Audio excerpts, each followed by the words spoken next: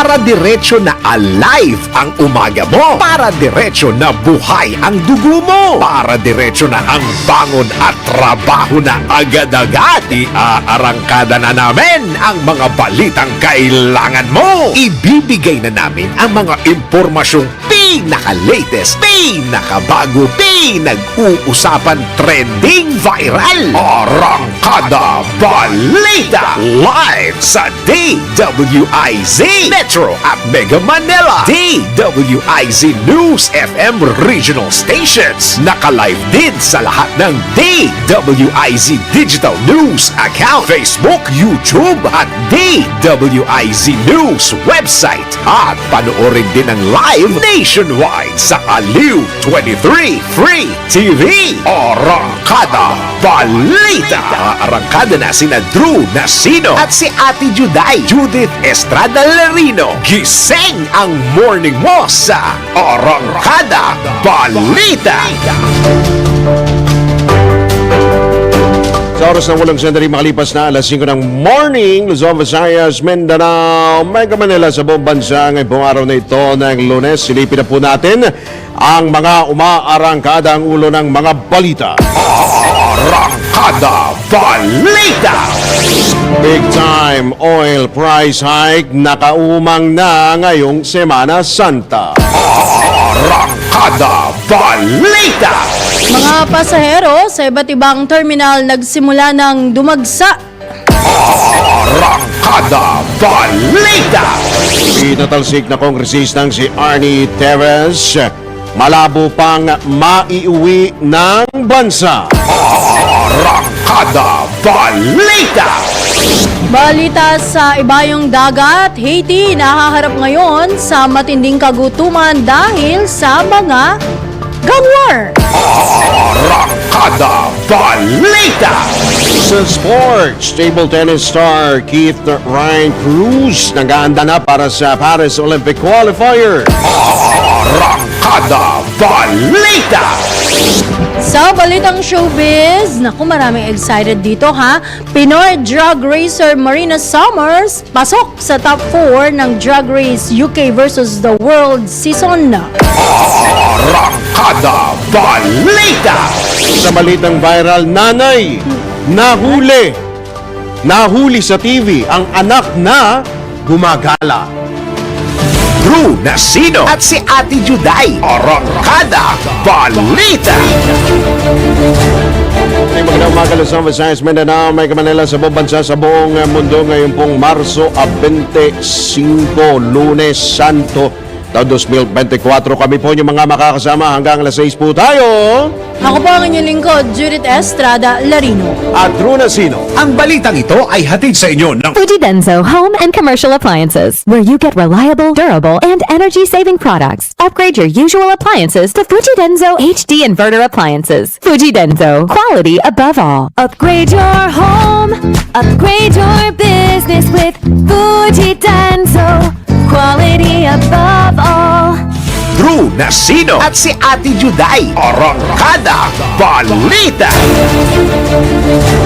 Sa detalye ng mga balita, kasabay nga po ng isang linggong paghihirap ni Jesucristo patungo sa Golgota habang bitbit ang krus. Ito po ang panibagong kalbaryo ng mga motorista dahil arangkada na ang panibagong big time. Malakihan po itong oil price hike bukas, Martes Santo.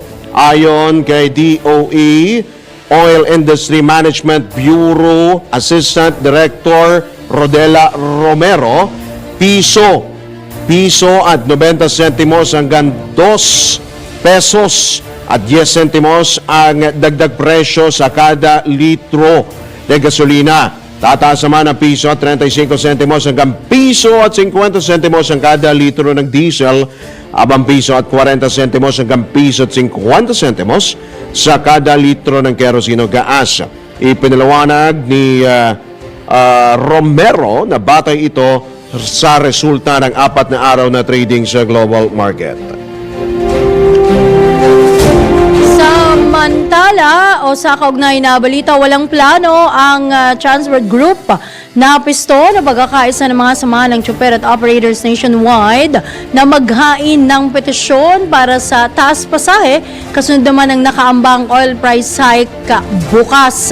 Ayon po kay Piston President Modi Floranda, bagamat karapatan ito ng mga driver at operators, iniisip din daw nila na mahirap pa rin ang kalagayan ng publiko dahil sa kulang at kapos na kinikita.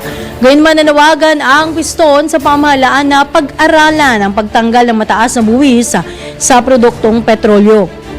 Nabatid na tataas ng higit piso nga ang presyo ng produktong petrolyo bukas po yan araw ng Martes. Arangkada Balita! Speaking of transportasyon, maglulunsad naman ng kilos protesta ang iba't ibang transport group sa UP Hostel o University Hotel mamayang alas 9 ng umaga upang ipanawagan sa gobyerno ang kanilang hinaing sa sektor ng transportasyon bilang pagkontra sa pagdaragdag nga po ng LTFRB ng mga motorcycle taxi lalo dito sa Metro Manila. Ayon kay June De Leon, tumatayong spokesman ng Motorcycle Rights Organization Coalition, na malaki na ang nagiging epekto sa kanilang hanap buhay ng mga motorcycle taxi o mga MC. Iginit naman ni Ariel Lim ng tagapagsalita ng NACTO-DAP Coalition na dapat pag-aralan muna ng LTFRB ang tamang bilang ng mga motorcycle taxi at bigyan ng proteksyon at katiyakan ang kanilang mga driver at operator upang hindi mamatay ang kanilang hanap buhay. Makikisa rin sa nasabing demonstrasyon ang grupong Mazda, Liga ng Transportasyon at Operators sa Pilipinas, Association of Taxi Operators of Metro Manila, Inland Haulers and Truckers Association at NACTO-DAP. Kasama rin ang Lawyers for Commuter Safety and Protection at ng Motorcycle Rights Organization. Arangkada Balita! Hinikayat naman ng DOE, Department of Energy, ang mga oil company na makiisa sa initiative ng ahensya na matulungan ang mga motoristang babiyahe sa kanilang probinsya ngayong Semana Santa. Kabilang dito ang pagtitiyak sa sapat na supply ng langis sa mga gasolinahan at pagpapalawig ng oras ng operasyon ng mga oil stations upang mas marami pang biyahero ang maserbisyuhan. Kaugnay nito, pinayuhan ni Energy Secretary Rafael Lutilla ang mga magbabakasyon sa ibang lugar na tiyaking naka-unplug ang mga saksakan at kable sa mga tahanan upang makaiwas sa pagkakaroon ng sunog at syempre makatipid na rin sa kuryente. Arangkada Balita! Tuloy-tuloy naman ang biyahe ng mga bus sa EDSA Carousel ngayong Semana Santa. Ito ang kinobirma ng Department of Transportation upang asistehan ang mga pasero na babiyahe mula Monumento hanggang PTEX. Bagaman suspendido ang operasyon ng MRT3 simula 28 hanggang 31 na Marso, mananatili naman bukas ang ilang istasyon nito na malapit sa pick-up at drop-off points ng EDSA Carousel upang may madaanan at matawiran ng mga pasero. Kabilang sa mga istasyong mananatiling accessible o bukas sa mga pasero, ang Quezon Avenue Station, Santolan Station, Ortigas Station, Guadalupe Station at Buendia Station. Arangkada Balita!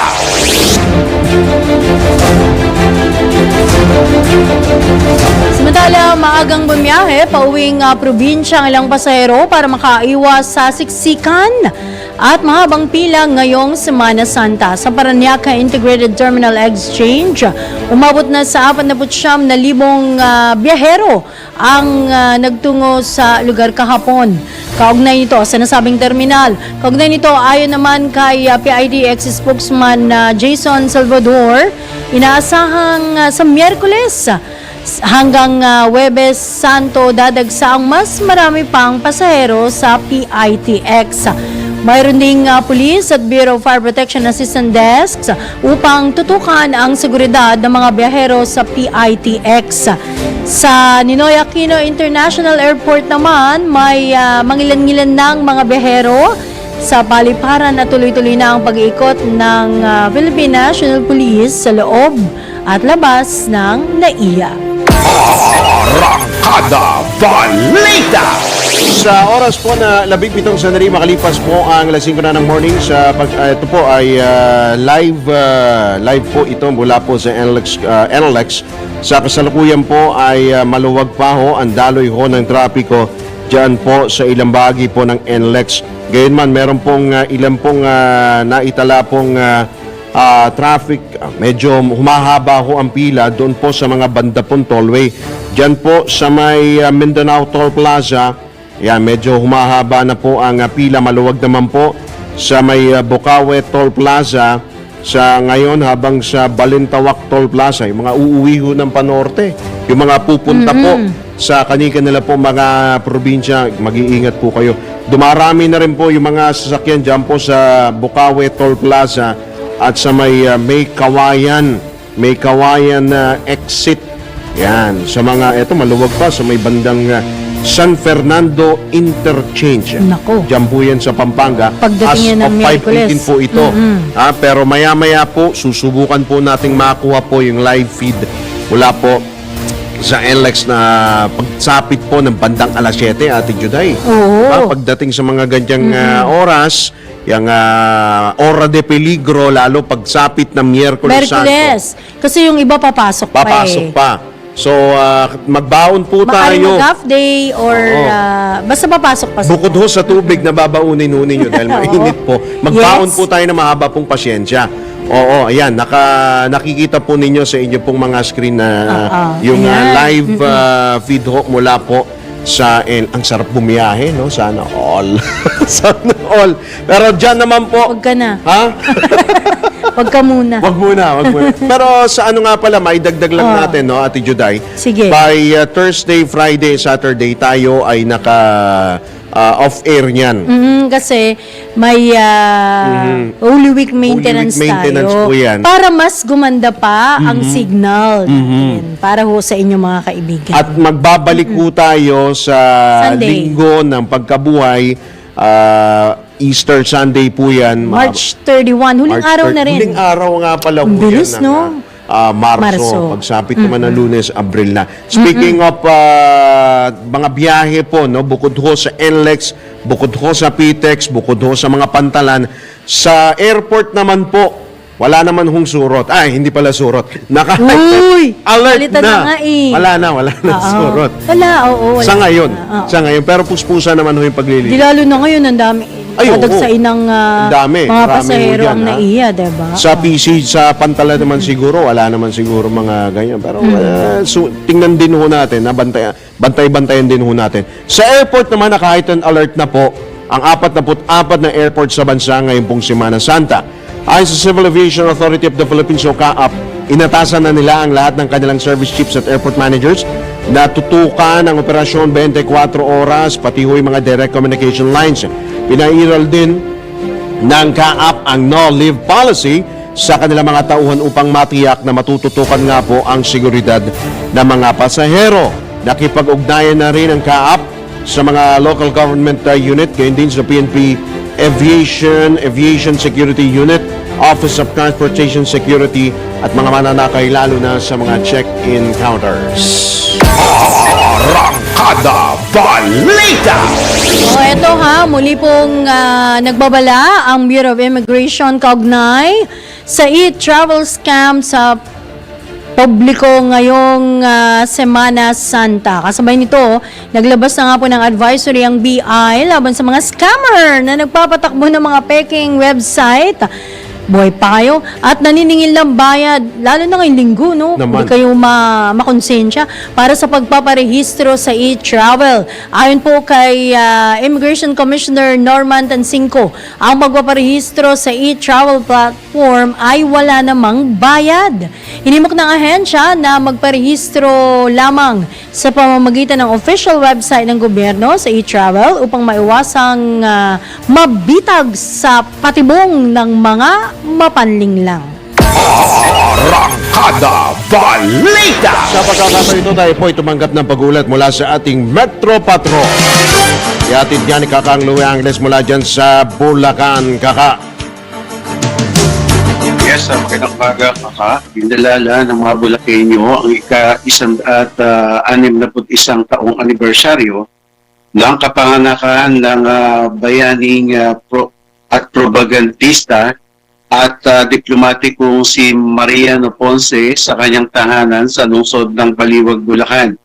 Sentro ng mensahe ni Judge Maria Bernardita Santos ng Regional Trial Court o RTC ng Manila na nagsilbing panauhing pandangal na dapat matutunan ang kabayanihan at pagiging isang diplomatiko ni Ponce upang magkasundo-sundo at magkaintindihan ang mga namumuno ngayon sa pamahalaan. Bukod sa pagiging propagandista, kinilala si Ponce bilang isang diplomatiko na nagsulong ng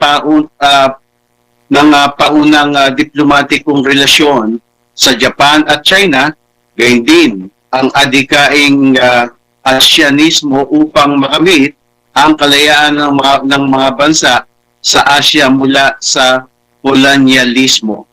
Mula rito sa Bulacan, ito si Metro Patrol Louis Angeles para sa Impedimento Dunakas, DWIC, nagbabalita ng tama, naglilingkod ng tama. Arangkada Balita! Samantala, tiniyak naman ng Department of Interior and Local Government at PNP o Philippine National Police ang seguridad at kaligtasan ng mga mananampalataya ngayong Semana Santa. Ayon kay Interior Secretary Benor Abalos, halos 35,000 pulis ang idineploy sa mga matataong lugar sa bansa tulad ng simbahan, mga pasyalan, bus terminal, pantalan at airport, lalo po sa mga tourist destination. Bukod pa rito, may mahigit 400 police service dogs na katuwang ng mga pulis sa pag-iinspeksyon mga bagahe. Samantala, nagkasana rin ang mga otoridad ng checkpoint operation sa mga strategic areas sa bansa at simula nga po kahapon ay naka-heightened alert na. Linggo po ng palaspas kahapon, naka-heightened alert na simula kahapon ang Philippine National Police. Arangkada Balita! Sa kaugnay pa ring balita, pinigting ng Philippine Army at Philippine National Police ang seguridad ngayong Holy Week. Ayon kay Philippine Army spokesman Colonel Louis De Maala, titiyakin nila ang seguridad ng mga komunidad na hindi maaabot ng mga pulis. Ipinagutos na rin ni Army Commanding General Lieutenant General Roy Galido sa mga ground commanders at field unit na mag-monitor sa sitwasyon ng seguridad sa kanilang teritoryo. Handa rin ang militar na tiyakin ang kaligtasan sa pampublikong lugar, mga destinasyon, gayon din ngayong panahon ng Semana Santa at maging ang mga checkpoints. Arangkada Balita! Alright, bago tayo magbigay daan sa ilang pang mga balita, magbabalik po ang Arangkada Balita makalipas lamang po ang ilang mga paalala. Oras! This time check is brought to you by Whirlpool Home Appliances that make everyday living so much easier. From washers, dryers, refrigerators, microwave ovens, cooking products, to air cons, air purifiers, and dishwashers. Whirlpool, sensing what matters today. Making your world a little easier. Whirlpool. 5:25. Alright, tayo po nasa ikalawang bahagi na po ng Arangkada Balita ngayong pong Lunes Santo. At speaking of Lunes Santo, mamaya po meron pong kilos protesta ang ilang pong mga transport group dyan po sa Quezon City sa loob po ng UP, University of the Philippines. Yan po ay may kaugnayan sa kanila pong pagkontra sa pagbaha nung yung plano po Wala ng na nga ulan, LTFRB. bakit babaha pa? Pababahain po ng mga motorcycle Ay, taxi, nako. lalo dito sa Metro Manila. Hingin po natin, alamin po natin ang opinion ng isa rin po sa, kumbaga, ito ay pundasyon na rin sa transport group. Pundasyon na rin, dati rin taga LTFRB. Yes. At ngayon po ay Pangulo ng Lawyers for Commuter Safety and Protection. Nasa kabilang linya po natin si Attorney Ariel Inton. Attorney Inton, magandang umaga po muli. Welcome muli sa DWIZ LU23. Magandang umaga sa inyong lahat, sa Apo. mga taga-subaybay. At salamat. Salamat din po, Attorney. Good morning po. Drew Nasino po at kasama po natin si Miss Judith Estrada Lerino. Attorney Ariel, mamaya pong alas 9 ng umaga, meron po kayong kilos protesta. Sasama rin po kayo doon sa mga transport group. Actually, si Calando Marquez ng LTAP, yan kasama rin ng grupo nila. Ito ay bilang pagtutol po sa hirit po o plano po ng LTFRB na pabahain pa ng mga motorcycle taxi dito sa Metro Manila. Gaano ho ba karaming mga motorcycle taxi yung idaragdag pa, Attorney Inton? Gaano ho ba kalaking volume yung pinag-uusapan natin dito? Sa ngayon, ang sitwasyon ay ano rin, no? Meron nag-a-apply na mga bagong kumpanya sa pilot study ng motorcycle taxi. So kapag ito ay tinanggap, natural, bibigyan mo ng allocation yan. Kung hindi ako nagkakamali, ang allocated ngayon sa mga kasapi na 3 kumpanya sa pilot study, ang total yata is about 35 to 40. 35 to 40? Kung magdadagdag ka, siyempre, bibigyan mo allocation to. Kasi, bakit mo i-accredit kung wala naman silang rider? Oh, tama. So, Oo nga naman. more or less, sa tingin po natin, baka madoble yan. No? Kung ilan yung ma-accredit. Ngayon, ano ang mangyayari dyan? Kapag ganyan ay mas marami po yun kasama sa pilot study, yun nga, ang pilot study pa rin, wala pa pong batas na umiiral para sa dito sa motorcycle taxi, and then you will flood the market in Metro Manila with thousands more. Yung pong pag-aaral ng technical working group sa safety, mako-compromise po yun. Kasi nung pinag-aralan ng technical working group yon, ang kasama lang ay yun present. Okay. No? Ngayon, yung technical working group, kinakailangan nila mag-submit ng report at nag-submit na daw sila sa Kongreso in aid of legislation. Kung magsasama ka ngayon ng bago, yung pag-aaral mo magiging antiquated na. In other words, maaaring hindi na yon ang totoong sitwasyon dahil nagdagdag ka ng bago. Opo. No? Oo, kasi mas marami na ang bumabiyahe.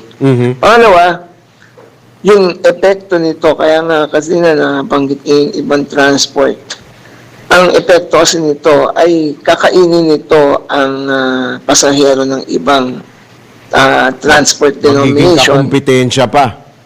Tulad ng taxi, UB Express, UB, TNVS. No?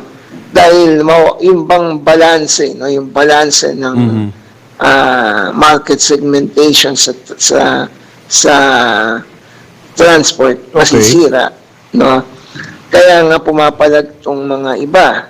Like tricycles, sinasabi lang nakakain na yung aming pasahero.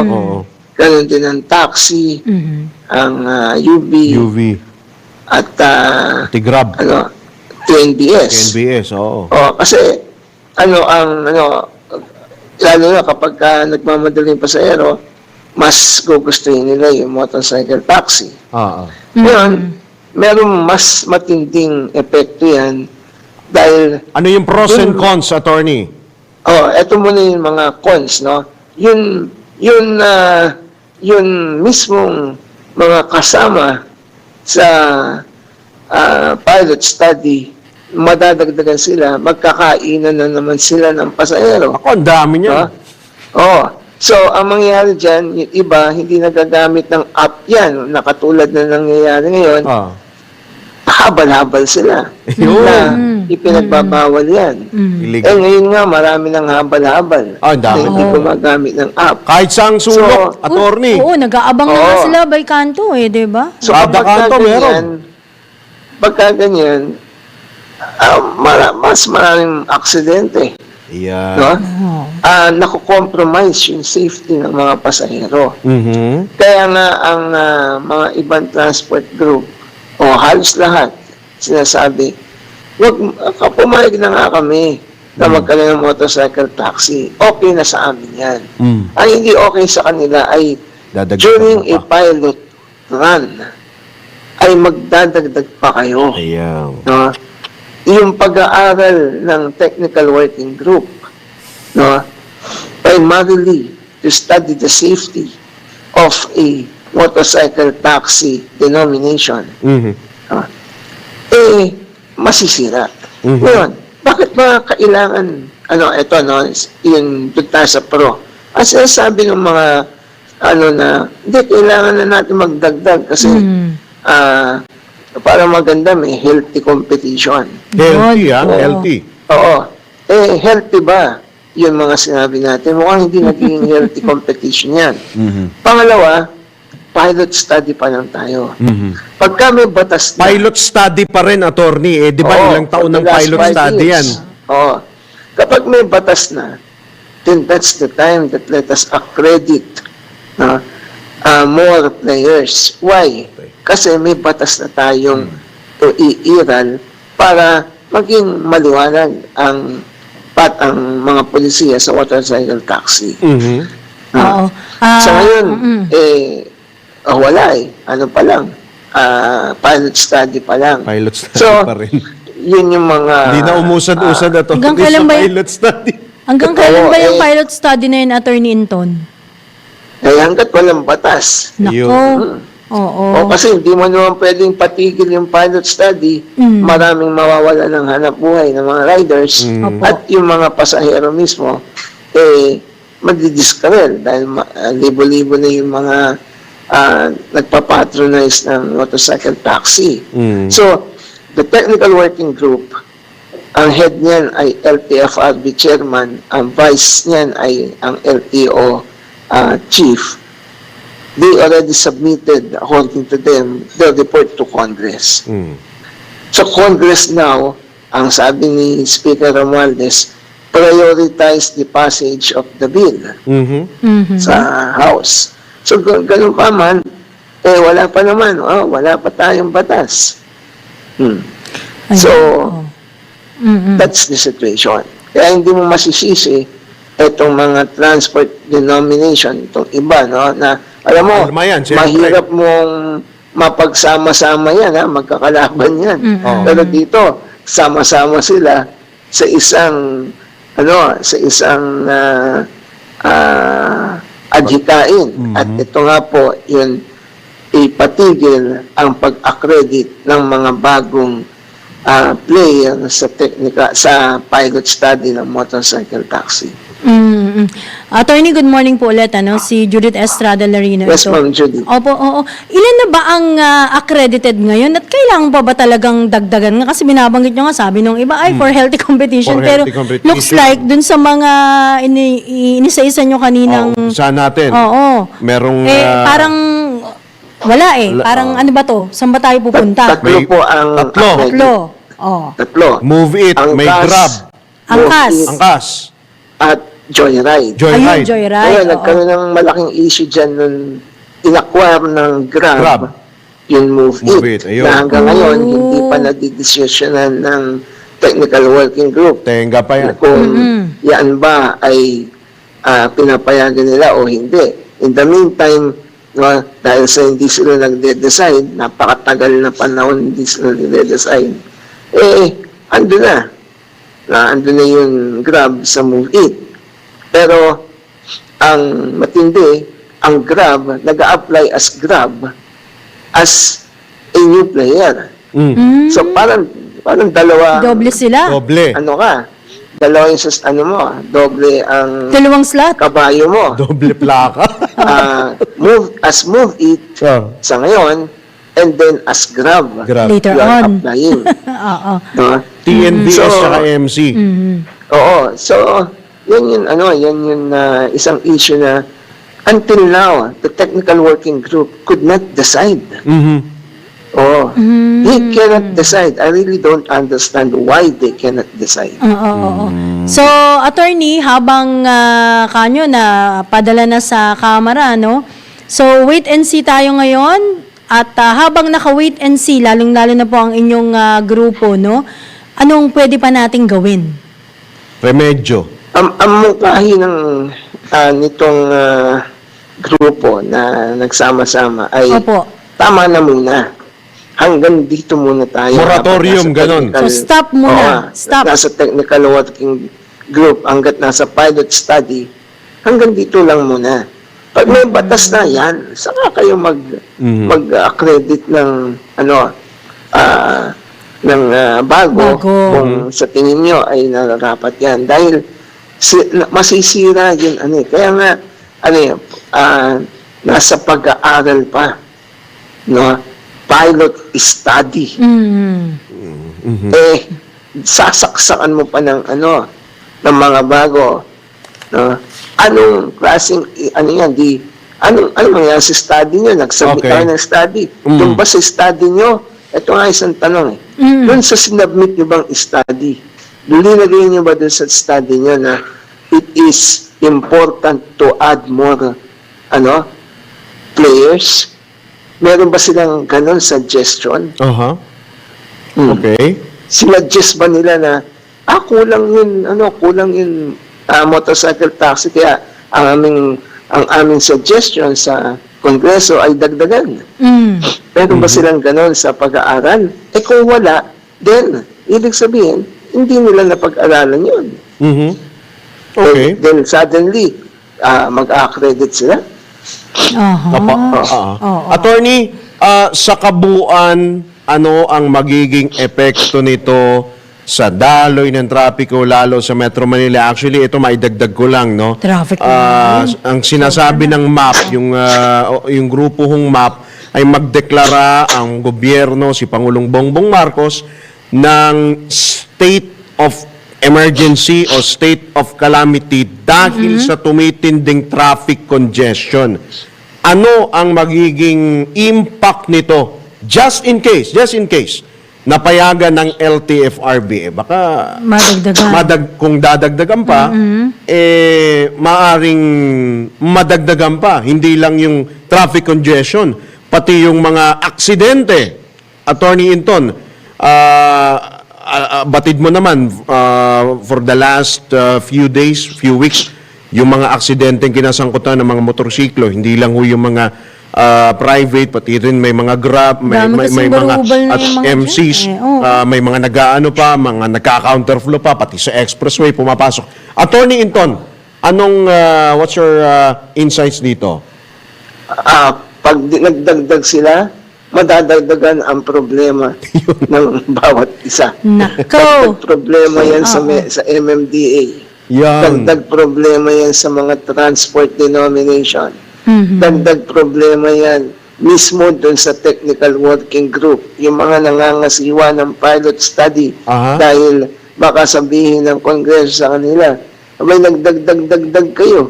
Wala naman sa pag-aaral niyo na sinubmit yan. O kung di, may- pag-aaralan niyo ulit yan. Na, dagdag problema yan sa pasahero dahil mako-compromise yung safety nila because yung iba maghahabal-habal yan, hindi na mag-aano ng app. So, yun, ma-justify natin yung sinasabi ng Management Association of the Philippines na ito ay isang yung kanilang term na state of Calamity and emergency. 3 billion pesos ang nawawala kada araw dahil sa traffic congestion. Alam mo, ang matutuwa dyan, yung mga dealer ng motor. Yan. Yun. Yan. May dagdag kita sila. Oo. Ano ba mangyayari doon, attorney? Tiba-tiba Yung sila. mga dealer ng motor, siyempre. Dagdag huli rin. May madaragdagan din yan. yung mga mahuhuli. Madaragdagan din yung matitikitan. Enforcer na mga enterprising enforcer. Yan. Diba? Dagdag rin pwedeng Diba? Pansinin nyo, kapag kami mga checkpoint, motor lang naman na kayang Totoo. Yun lang ang Checkpoint. checkpoint talaga. Oo. Diba? Okay. Sige. Kaya, ewan ko hindi ko rin malaman kung sa amin, sa Lawyers for Commuter Safety and Protection, simple lang naman kami mag-isip . Ito lang naman, Number one, technical working group. Sinuggest nyo ba sa pag-aaral nyo na kailangan dagdagan ng player ang Dapat may ang cap pilot talaga study? Meantime na wala pang batas, did you Yeah. suggested that to Congress? If not, Or- then bakit kayo magdadagdag? Hindi nyo pala sinuggest yun eh. Di ba? Oh. Okay. Ngayon, kung meron mga malalakas na nagpapasok sa inyo, no? Nagnininong sa inyo para ipasok, abay, tanggihan niyo yan. Dahil hindi naman silang, hindi sila yung mga Apektado sisisihin ng talaga. taong bayan. Oo. Ang sisisihin kayo. Kasi yung mga mukha nyo kasi naka-front yan. Hindi yung mga malalakas na tao na nag-force sa inyo, na Opo. gumawa ng hindi tama. Yeah, opo. Oo. Attorney, Kaya tanggihan Opo. niyo yun. Mamaya aantabayan na namin yung magiging resulta ng inyong kilos protesta. From time to time hingi kami ng update sa inyo. Hindi naman yung daloy ng trapiko mamaya sa Quezon City, siyempre tukan din natin yan. Marami rin kayong magpo-protesta. Baka Ba't ibang grupo eh? Oo, ilang grupo yan, attorney. Ang dami yan, di ba? Mamaya hingi kami ng update sa inyo, attorney, ha? Marami pong salamat, Attorney Inton, sa inyong Maraming oras. salamat po. Sige po. Salamat po, Morning magandang po. umaga po. Good luck po sa inyo. Magandang Ingat umaga po po. kayo. Salamat. Si Attorney Ariel Inton, ang Pangulo ng Lawyers for Commuter Safety and Protection, ang inyo pong narinig. Magbabalik po muli ang Arangkada Balita makalipas lamang ang ilang mga paalala. Oras! This time check is brought to you by Fuji Denso Home and Commercial Appliances, where you get reliable, durable, and energy-saving products. Upgrade your usual appliances to Fuji Denso HD Inverter Appliances. Fuji Denso, quality above all. Upgrade your home, upgrade your business with Fuji Denso, quality above all. This time check is brought to you by Technogas Technique Kitchen Appliances. Technogas Technique is available in appliance stores nationwide. Furnish your kitchen with Technogas Technique appliances. Technogas Technique, your cooking partner. That's the Technogas Technique. 10 minuto bago sumapit ang ganap na alas 6. Ito natin ang ilang pag-uulat mula sa probinsya. Sa Ilocania, si Manong Ronald Idol Capsat Domingo. Yes, magandang umaga kasamang Drew, Ma'am Judith. Arestado ang 3 individual habang nakatakas ang isa sa pamagitan ng anti-illegal gambling operation sa Barangay Sumader sa lungsod ng Batak. Ayon kay Police Lieutenant Colonel Adrian Gayutian, hepe ng PNP Batak, nakilala ang mga suspect na sina Mel Fides Tute, 38 years old, construction worker, at resende ng Barangay Mabaleng sa naturang lungsod, at isa pang nagngalang Reynaldo Bautista, 44 years old, may asawa, magsasaka, residente ng Barangay Sumader, at isa pang nagngalang Richard Manglalan, binata, construction worker, at residente ng Barangay Kamgidan sa parehong lungsod, habang isa ay tumakas sa pinangyarihan. Aniyan, lumabas sa investigasyon na matagal na silang nagsusugal at malaki ang pusta. Gayunpaman, maliit na kuha mula sa mga suspect nang biglang tumakas ang mga mananaya kung saan nakuha lamang ang 2,775 pesos habang naglalaro ang mga ito ng Lucky 9. Samantala, inasang sarampan ng kasong paglabag sa Presidential Decree 1602 o Illegal Gambling Law ang mga suspect. Ito ang Ronda Patrol, Ronald Idol Domingo, nag-uulat, pasimpilang may tudong lakas, DWIC, nagbabalita ng tama, naglilingkod ng tama. Arangkada Balita. Samantala, milyong pisong halaga ng peking sigarilyo. Naku, saan naman galing to? Nasa ba't dyan sa Cavite? Alamin natin ang kabuang report. Atin naman ni Arman Cambe. Kuya Arman, good morning. Mahigit sa 358 million pesos na halaga ng mga peking sigarilyo ang nasamsam ng mga ahente ng Bureau of Internal Revenue at National Bureau of Investigation mula sa mga warehouses sa Dasmariñas City at Indang sa Cavite kahapon.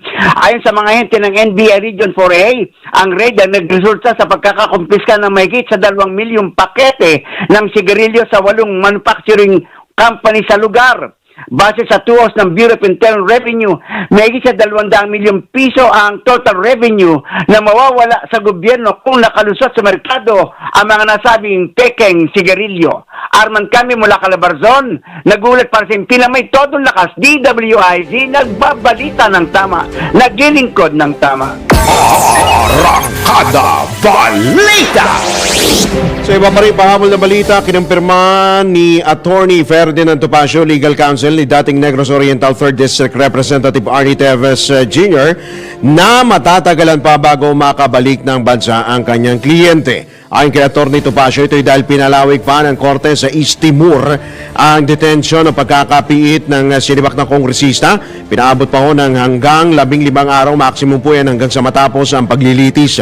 Nabatid na umalis na ng Timor-Leste ang Philippine delegation na pinangungunahan ni NBI Director Medardo de Lemos. Matapos mapag-alamang hindi pa maiuwi ng Pilipinas si Teves. Ibinunyag pa ni Topacio na sinubukan ng delegasyon na ipahiya Ay, at naku gipitin naman. umano ang dating mambabatas sa pamamagitan ng pagkuha ng larawan nito habang nakakulong.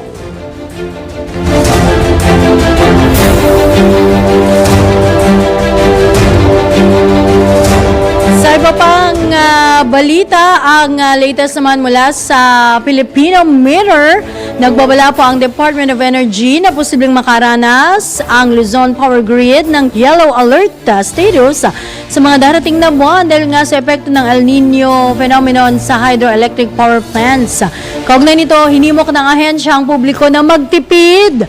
Patuloy na hinihimok ng gobyerno ang publiko na magtipid sa kuryente habang naghahanda ang bansa sa dry season kainit.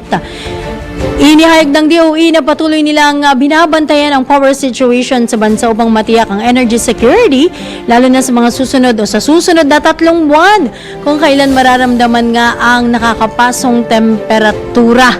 Samantala, talagang nakakapasok ha. Pinaalalahanan din ng DOE ang mga power generation company na sumunod sa DOE-approved Operation and Maintenance Program upang matiyak na makakamit ang target operational dates.